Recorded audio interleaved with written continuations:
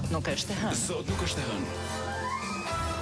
Po është një unplugged i bërë në atë vendin e poshtë që quhet Greqi. Më duket se është i bërë dhe në Athinë madje, turp që do vi. Dgjoj, kjo çfarë do të thënë when the smoke is going down, kur të del tymi?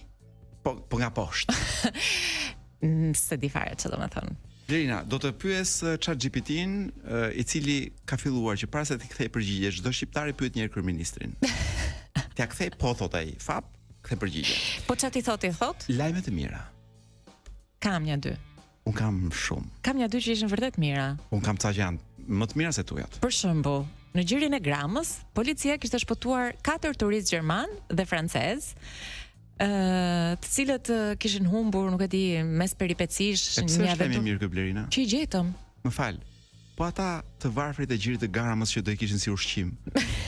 Do ushqeshin me këta turistët që ngelën pa ngrënë. Atëre mund të jetë kundërta. Ndoshta turistët kanë gjetur policët dhe i kanë dorëzuar. Mund të jetë edhe kështu. Sido që ta marrësh, vjen mirë që ti do ta kthesh këtë lajm të mirë. Në një lajm të mirë. Blerina, çifti nga Slovenia që po shëtit botën në këmbë vjen në Shkodër.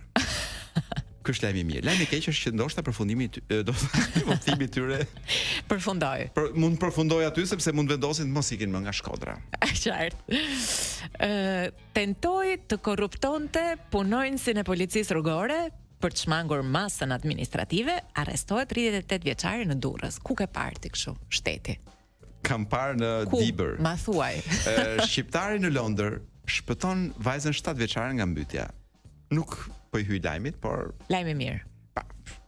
Jo, lajmi mirë është që shqiptari në Londër nuk merret vetëm me drogë. Merret dhe me notë. Pastaj nëse rrugës shpëton dhe një fëmijë nga mbytyja, edhe më mirë. Në fundit ti po shpëton një klient të së ardhmes. Që do ta kesh klientë të drogës të ndërtuar. Po. Kam një tjetër lajm të bukur Blerina. Kam disa. S'di nga t'janis.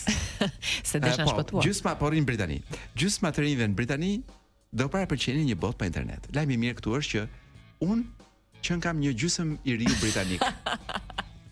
Por ky është lajmi i mirë për mua, nuk e di është i lajmi i mirë për gjithë të tjerët. Domethënë ka vajtur aty ku nuk mbanoi ti. Po, faleminderit.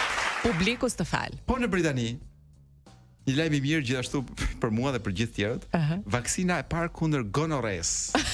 Ka filluar të Më fal, që kur është bërë shqetësuese gonorea? Më fal, po ti nuk ishe shqetësuar që jeton një botë ku s'ka vaksina kundër gonorres?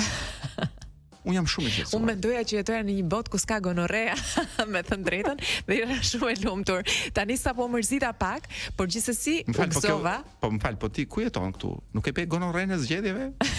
Si shpërtheu gjithandej? Në Gjirokastër pas ka një festival ndërkombëtar i muzikës klasike, Gjiroklasika. Ku nuk gëzova, sepse kur e pat një Gjiroklasika thash, ç'është kjo fast food që kanë hapur Gjirokastër? Me Gjiroklasike, çka do Gjiroklasike? Po jo, që nga festival edhe ndërkombëtar. Dgjoj, është viti i parë besoj që bëhet apo na kanë shpëtuar edicione të tëra pa ngrënë. Blerina, më lejo të them që është i pari dhe i fundit.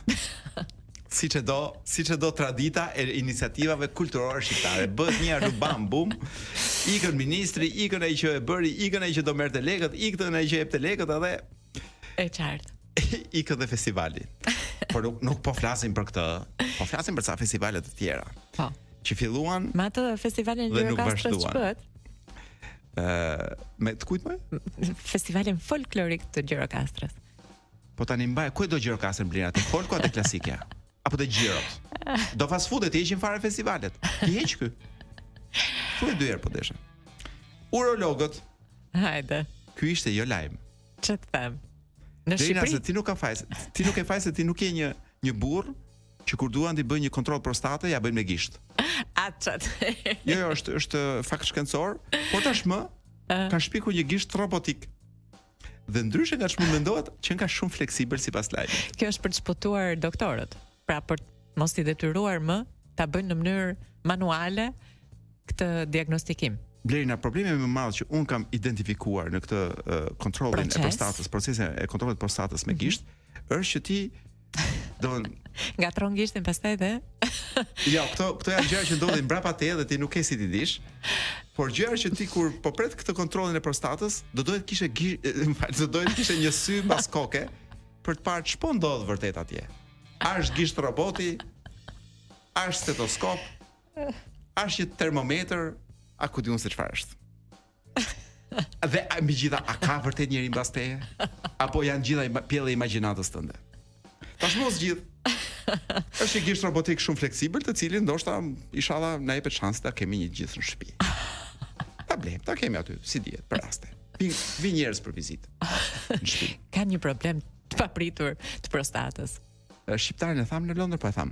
Vaksinën e tham. Pas kanë bërë, nëse transplanti i parë në histori i fshikës urinës. Edhe ky një lajm shumë i mirë. Rrjeti i krimit kibernetik rus shkatrohet pas një operacioni global. Nuk e di si të bën të ndihet ky lajm, po mua më bëri të ndjem shumë mirë. Dhe dua ta mbyll me një lajm të jashtëzakonshëm. Në diku në Amerikë, e dia vendin, po ja ta gjej se ku. Më duket se në Pennsylvania, mos gaboj. Aty ndodhen këto me jo, në Delaware. Kanë gjetën rastësisht një kamion të madh të lënja 3 ditë aty në mes të vapës. Plot. Me një, ku diun, me mira zogj pule. Të gjallë. Po të gjallë, më të gjallë. Me salmonellë. Sa dhe kishin ngordhur të shkretët se s'kishin mbajtur, ishin pa ushqyer të pa. Pra, një dramë e madhe për njëri që i do zogjt e pulës, si puna ime. Po pra, kjo nuk ishte lajm i mirë. Jo, lajmi i mirë është që këto që mbijetuan 5000 copë u adoptuan Blerina të gjithë. Dhe jo thjesht u adoptuan, po adoptuan nga njerëz që nuk do i hanë. Sepse ajo shoqata që u mor me adoptimin i bëri të shkruajnë që ti po adopton këtë zog pule dhe nuk e do për ta ngrënë. E qartë. Për shembull, nuk do doje ti një 2-3 zogj pule nga këta ti adoptoje. Të bëni shoqëri mbrëmjeve, të shifje Netflix me këta zogjt e pulës. Ciu. Po tani që hoqa Netflixin ko të bëj dhe vezën e freskët në balkon. A hoqe Netflixin? Vezën mund t'i ham. E po, atëherë të duhet diçka më shumë se sa një zog pule, se me kë do bësh muhabet. Se zogu pulës ta bën një ciu, po më shumë ti do më shumë se një ciu me sa kuptoj. Po. Edhe më shumë se sa një Netflix, po. Verina, atëherë ti ndoshta duhet të adoptosh një orangutang. Se nuk po guxoj të sugjeroj një kamion, një boa. Ikim nga lajmet e mira. Madje me një lloj shpejtësie i dashur Kedos. Dhe me ndonjë lloj hare dhe gazi me një grup reklamash. Prapë me reklamat.